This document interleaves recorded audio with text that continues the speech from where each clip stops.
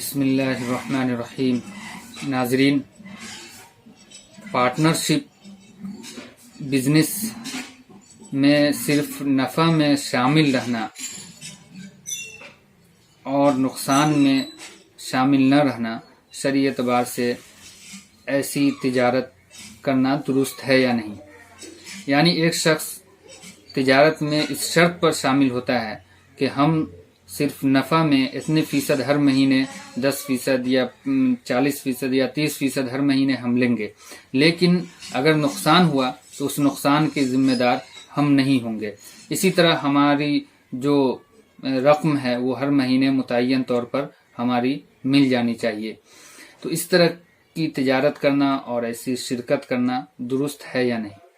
ناظرین، شرعی اعتبار سے ایسا پارٹنرشپ بزنس جس میں وہ پارٹی نقصان میں شامل نہ ہو، صرف وہ نفع میں شامل ہو اور وہ متعین کر لے کہ اتنے فیصد ہر مہینے ہم کو ملنا چاہیے، اور اگر نقصان ہوا تو اس میں ہم شامل نہیں ہوں گے، تو ایسی تجارت کرنا اور ایسے پارٹنرشپ بزنس کرنا یہ شرعی اعتبار سے درست نہیں ہے۔